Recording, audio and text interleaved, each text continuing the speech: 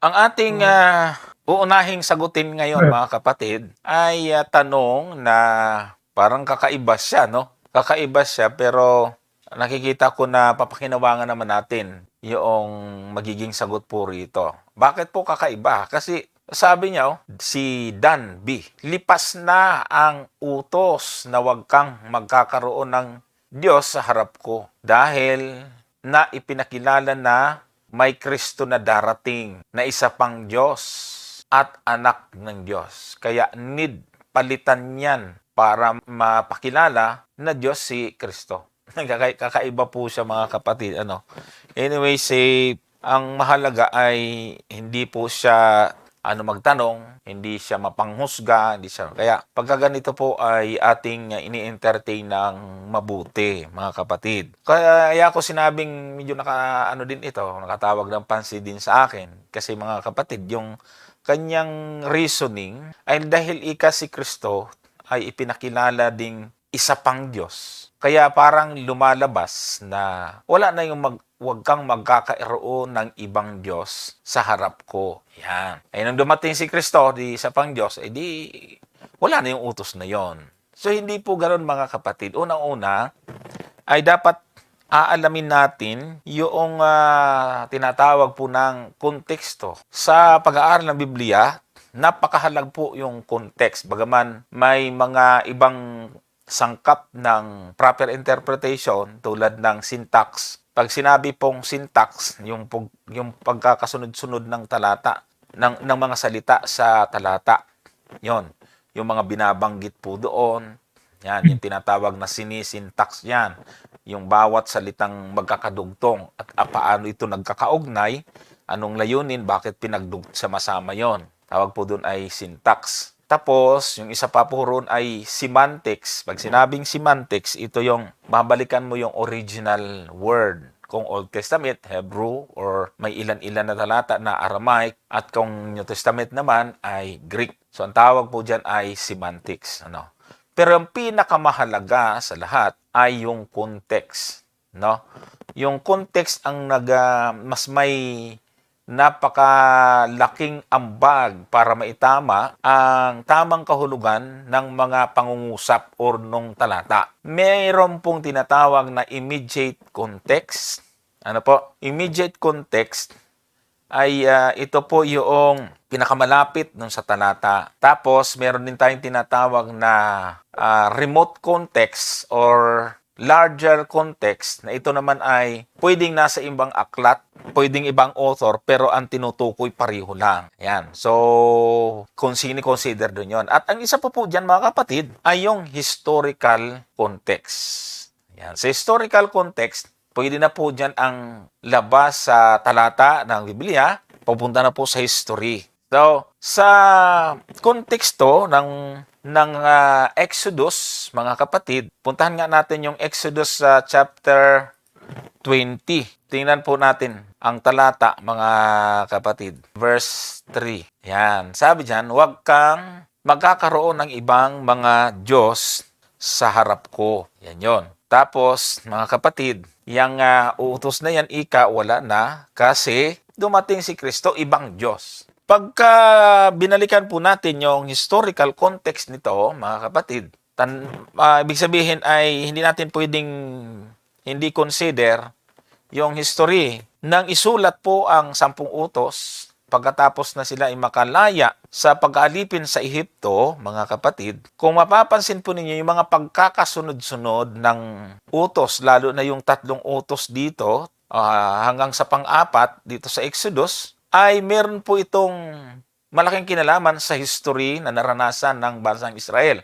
Bakit? Tingnan niyo po. Dito sa kasunod na talata, pagkatapos na nangutos na huwag kang magkakaroon ng ibang Diyos sa harap ko, ang sabi ng talatang 4, huwag kang gagawa para sa iyo ng larawang inanyuan o ng kawangis man ng anumang anyong nasa itaas sa langit o nang nasa ibaba sa lupa o nang nasa tubig sa ilalim ng lupa. So, mali po yung konklusyon ng ating kapatid na nagtanong kasi ang iniquate niya doon, ang ikinapit niya ay yung Kristo na darating na Diyos din. So yung immediate context, so magagamit po natin yung historical at the same time yung immediate context. Na yung palang ibang Diyos na tinutukoy po dito sa talata ay may kinalaman doon po sa mga larawang inanyuan. No, kasi hindi ho po pwedeng baliwalain natin yung verse 4 tapos tumalin tayo kay Kristo. Ay di wala nang bisa yon.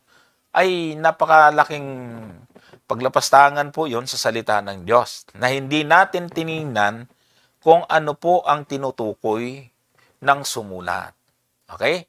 So, ang sumulat po nito ay si Moises, nilagay niya sa aklat, pero particular, yung Ten Commandments, isinulat ng Diyos sa bato. Sa madaling salita, ang Diyos din ang nagsulat nito kung ano yung ibang Diyos na pinapaiwasan niya na huwag magkaroon ng kanyang bayan. Ang ibang Diyos na tinutukoy niya dito ay walang iba, kundi yung mga larawang inanyuan na ang anyo nito ay nasa itaas sa langit, nasa ibaba sa lupa, o nasa tubig at maging sa ilalim ng lupa. Pagkatapos, ang sabi po doon sa talatang 5, huwag mong yuyukuran sila o paglilingkuran man sila, sapagkat akong Panginoon mong Diyos ay Diyos na mapanibuhuin, na aking dinadalaw ang katampalasaran ng mga magulang sa mga anak hanggang sa 3 at 4 na sali ng lahi ng mga napupuot sa akin. So nakita po ninyo dito, napakaliwanag po. Hindi po tayo mo pwedeng magbigay ng ibang conclusion, mag-jump into conclusion, kung hindi po natin titingnan itong mabuti. Sa madaling salita, immediate context. Ngayon, gamitin po natin yung syntax. Ano nga po yung syntax? Yung syntax, yung pong mga salitang binanggit na kasunod na magkakaugnay. Ano yon? Nasa talatang 4, ito po yung syntax, mga kapatid. Immediate context at the same time syntax. Huwag kang gagawa para sa iyo ng larawang inanyuan na kawangis man ng anumang anyong nasa itaas sa langit o ng nasa ibaba sa lupa at ng mga nasa tubig sa ilalim ng lupa. Sa totoo lang, mga kapatid, marami ho ang nagbabasa ng Ten Commandments, kahit na siguro sa mga kapatiran po natin, o lalo na po dun sa mga ibang pananampalataya, na hindi po nila inunawang mabuti kung ano itong mga tinutukoy na larawan na ipinagbabawal. Ang bawal na larawan, ito po'y anyong nasa itaas sa langit, sa ibaba sa lupa, sa tubig at ilalim ng lupa. Ngayon, iuugnay natin ito sa historical context, perfect interpretation. Bakit kanyo, mga gil na taga-subaybay? Kasi, ang sabi po dito sa The Living Bible, pakilagay nga yan sa The Living Bible, verse 4.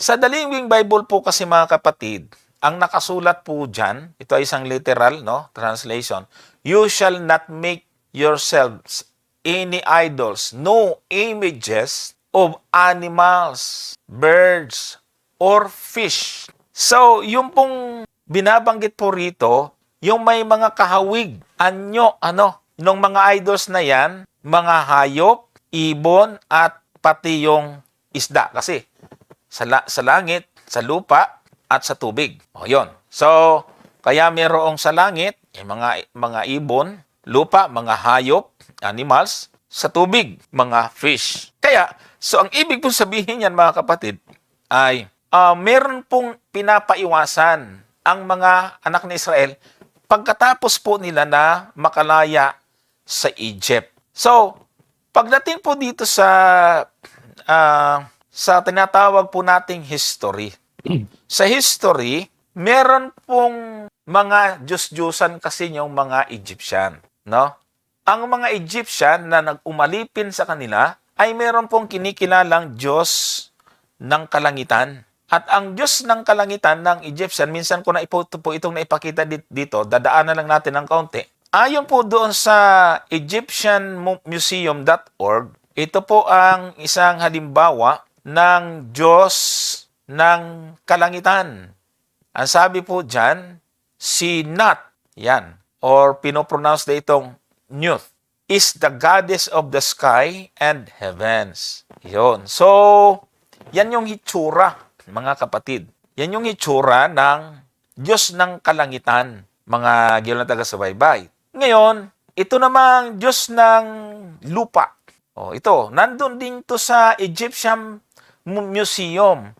Ito naman ay si Jib, mga kapatid. Makikita ho ninyo yung picture ng kanilang God na si Jib. Basahin ko muna, no? Jib was believed to be the deity of earth, Diyos ng lupa, and was central to the ancient Egyptian creation myth. In fact, the ancient Egyptians referred to earth as the house of Jib. So, tingnan ho ninyo yung tingnan po ninyo yung mga picture tungkol sa kanilang Diyos-Diyosan na si Jib. Merong ibon, animals, nandyan kasama, mga kapatid. Kaya, tama po yung sinasabi doon sa konteksto, history, yung mga Diyos-Diyosan ng Egyptian, kahit anong picture nila, ay ayaw ng Panginoon na magdala ang mga Israelita. Kasi, relihiyoso ng Egyptian, mali nga lang yung Diyos na kinikilala nila. Na pagka nakakita po sila ng picture ng kanilang kinikilalang Diyos-Diyosan, ay agad-agad silang yumuyuko at sumasamba. So, ibig sabihin, paribasa ang mga Israel ay naalipin doon, na-impluwensyahan, automatically, pag nakakita sila, kahit na may bag sila, halimbawa doon, na may drawing ng Diyos-Diyosan ng Egyptian, pwede lang yukuan yun kasi nasanay po sila ron eh. Ayaw ng Panginoon na may dala-dala sila noon. At ito naman tinatawag pong Diyos ito naman yung hitsura, si Nom. Sa water naman ito, sa tubig. Yung kanina ay sa lupa. Si Nom was, sabi dyan, Nom also spelled Nemo, ancient Egyptian god of fertility, associated with water and with procreation. Nom was worshipped from the first dynasty. Ayan. Meron pong mga taon na binabanggit po dito, 2925 to 2775 BCE. Into the early centuries CE, he was represented as a ram with horizontal twisting horns or as a man with a ram's head. Ito naman ay nakuha ko doon sa Britannica.com. So yan po mga kapatid. At yung Diyos naman ang ilalim ng tubig o ilalim ng lupa, ay sabi po dito, ito si Osiris. Osiris was the god and chief judge of the underworld.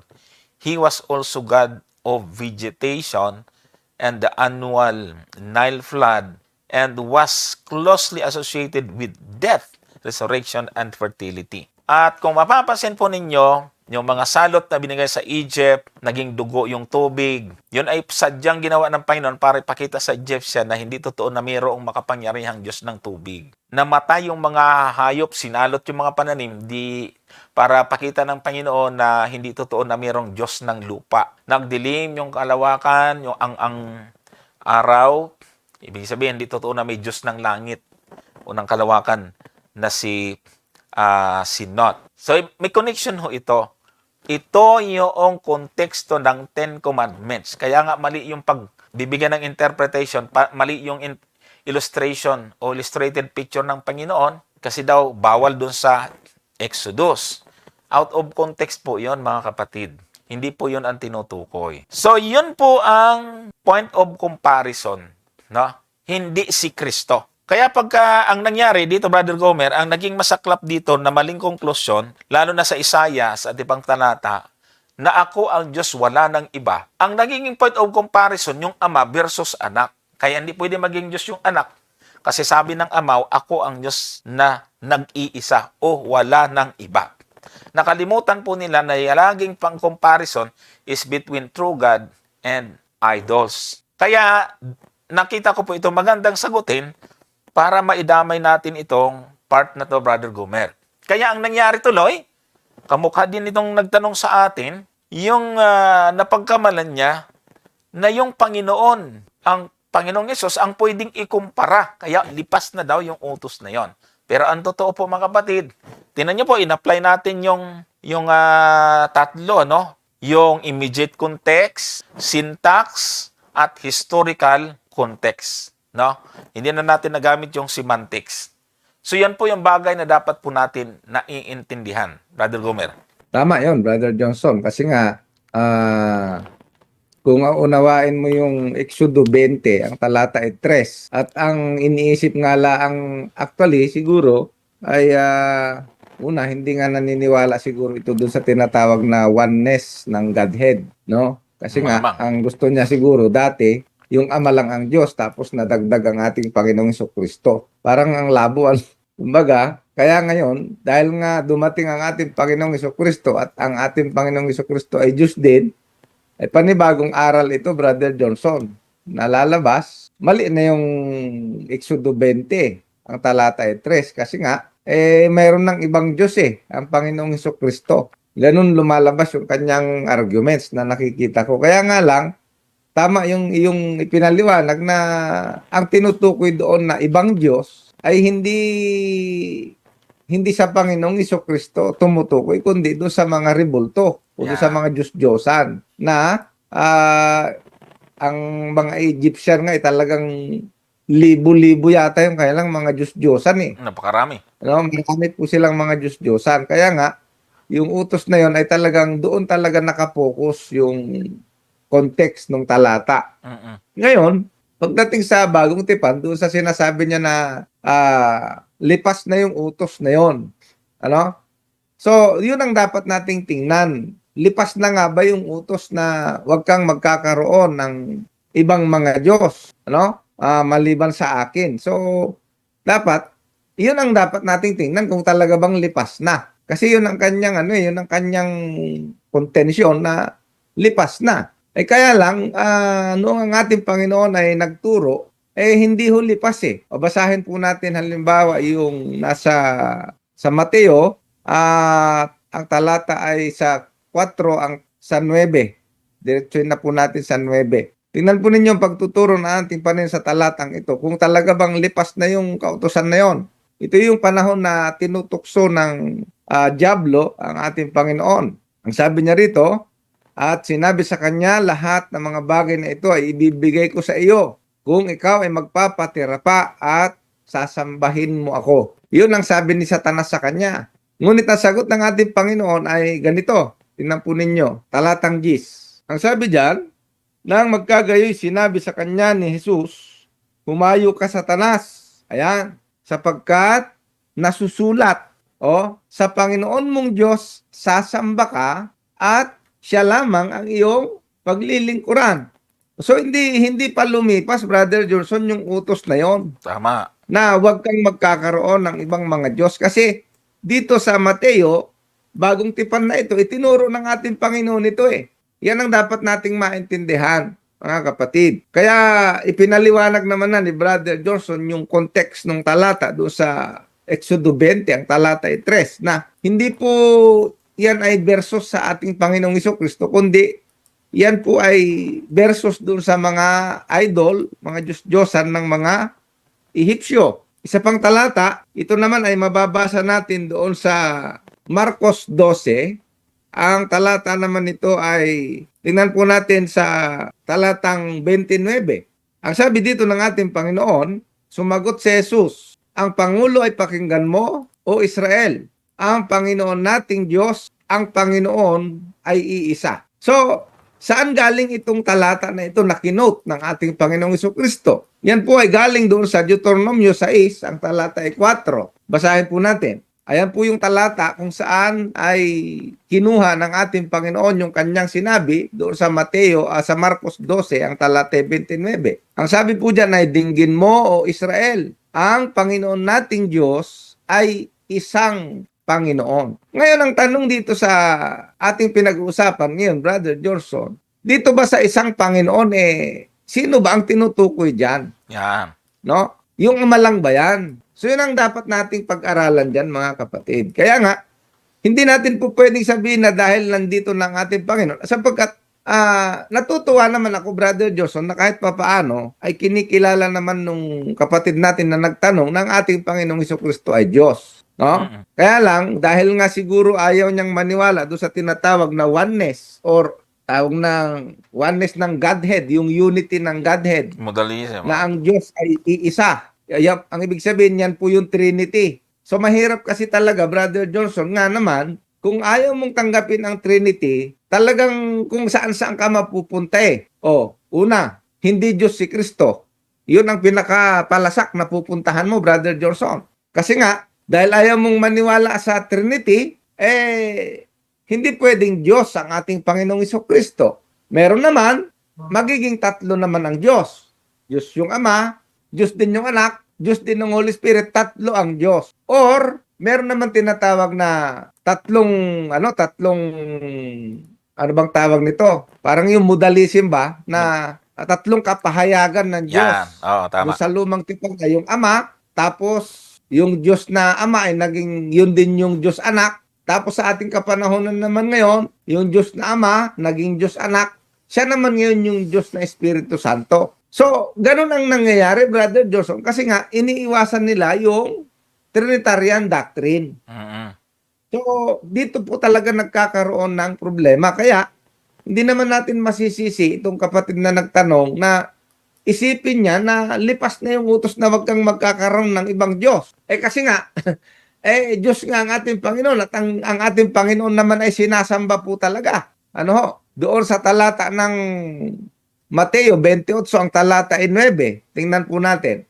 At narito sila'y sinalubong ni Jesus na nagsasabi, mga galak kayo, at sila'y nagsilapit at niyakap ang kanyang mga paa at siya'y sinamba. So dito, maliwanag na ang ating Panginoon ay sinamba, Brother Johnson. Tingnan po ninyo ha, mga kapatid. Dito sa pagkakataon nito, ay sinamba ang ating Panginoong Jesucristo. Pero ang kanyang turo, balikan natin yung turo ng ating Panginoon. Mateo 4, ang talata ay 9 at 10. Pansinin po ninyo.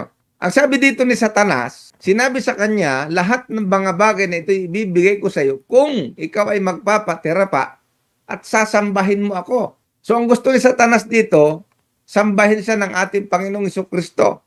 Ano sagot ng ating Panginoon? Talatang 10. Nang magkagayo, sinabi sa kanya ni Jesus, sumayo ka Satanas, sapagkat nasusulat. Ano daw ang nasusulat? Nasusulat sa Panginoon mong Diyos, sasamba ka.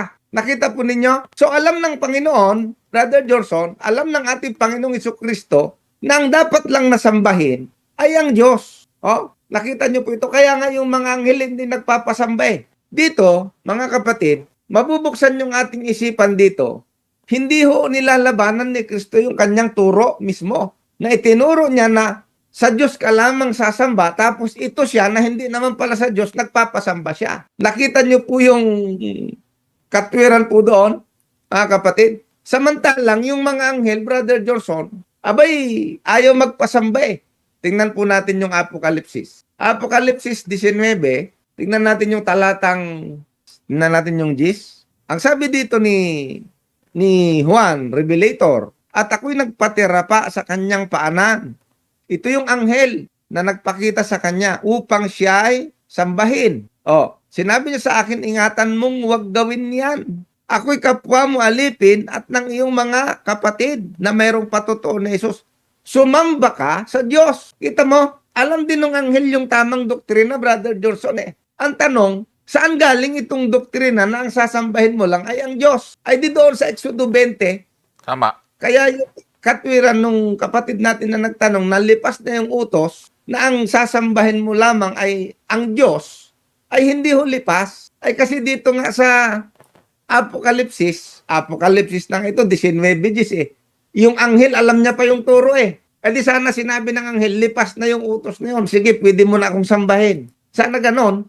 Na hindi naman, ang sabi niya, huwag mong gawin yan. Yung anghel po, nung sambahin ni Juan, ay hindi ho nagpasamba. At ang sabi niya, kanino dapat sasamba?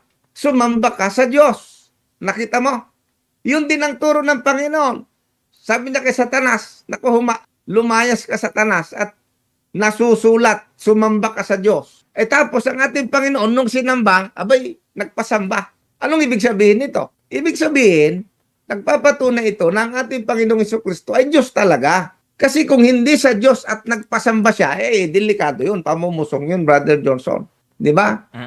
Ngayon, kaya doon sa turo na, doon sa tanong na, hindi naman tanong yun, Brother Johnson, comment, nalipas na daw yung utos na huwag kang magkakaroon ng ibang Diyos. Hindi po siya lipas. So, ayun, ang tanong, kung hindi siya lipas, ay bakit ang ating Panginoon ay sinasamba, ang Ama ay sinasamba? O di dalawa na ba ang Diyos? Hindi. Yan ang dapat nating tingnan. Kaya nga ang isa sa doktrina ng Christianity ay yung tinatawag na Trinitarian. Yun po yun.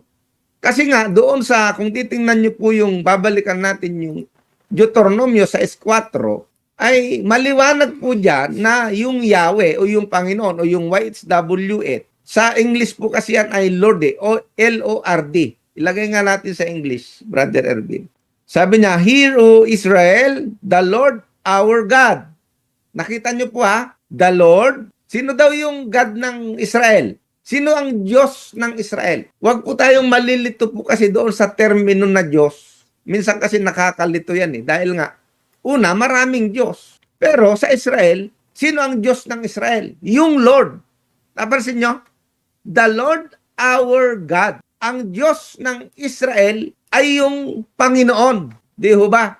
Ay ano ba yung Lord po dyan? Yahweh. Yahweh, our God. Yung God naman dyan ay Elohim. So ang ibig sabihin, yung Yahweh, yun yung Elohim ng mga Israelita. Tapos sabi niya, our God is one Yahweh or one YHWH. Yung one po dyan, hindi absolute. Kaya nga dito pumapasok, Brother Johnson, yung tinatawag na Trinity. Kasi nga, ang mga Israelita, galing doon sa Ehipto, namulat po sila sa napakaraming Diyos-Diyusan ng mga taga-Ehipsyo. Kaya nga ang tawag doon, kung tingnan po ninyo doon sa, ilagay po natin sa English yung 20 verse 3 ng Exodo. Thou shall have no other gods. Elohim po yan sa wikang Hebreo. Thou shall have no other gods before me. Ang ibig sabihin, wag kang magkakaroon ng ibang mga Diyos sa harap ko. Ibig sabihin, yung God na yan, Elohim, plural, maraming Elohim. Yan po ang ibig sabihin yan. Okay? Ngayon, hindi ka po pwedeng magkaroon ng ibang Elohim. Sino lang ang kikilalalin mong Elohim? Ang sabi sa Biblia, yung kikilalalin mong Elohim ay yung YHWH. Yan po yung dapat na maintindihan po natin. Kaya nga, ang sabi ni Haring David, tingnan po ninyo sa awit. Sa awit 33 verse 12. Pansinin po ninyo yung salita dyan sa 33 verse 12. Kahit sa English na lang siguro. Blessed is the nation whose God is the Lord. Nakita po ninyo, hindi po sinabi niya na whose God is God. Hindi. Kundi ang sabi niya, blessed is the nation whose God, yung Elohim ng Israel, ay si Yahweh. Yan ang dapat nating maintindihan. Tapos, Yahweh is one, ikad, united. Hindi ho absolute. Kaya nga hindi ka magtataka sa Biblia kung bakit ang Ama ay tinatawag na YHWH, ang Anak ay YHWH, ang Banal na Espiritu, YHWH din. Ito yung bumubuo doon sa word na God, doon sa 6 verse 4 ng Deuteronomio. Okay? Ito yung bumubuo doon sa Elohim. At ito yung kikilalanin mo na Yahweh. At yung Yahweh, ang sabi niya, Yahweh is one Yahweh. Hindi ho absolute yun. Yun po ay ikad. United po siya. Kaya nga, tama, ang Trinitarian na ang Ama, ang Anak, at ang Banal na Espiritu ay iisang Panginoon or iisang Diyos, Brother Johnson. Kaya yung utos na wag kang magkakaroon ng ibang Elohim ay hindi ho kasama ang ating Panginoon doon na pag dumating ang Panginoon ay lilipas na. Brother Johnson, yun lang muna siguro. Okay. Okay na yon.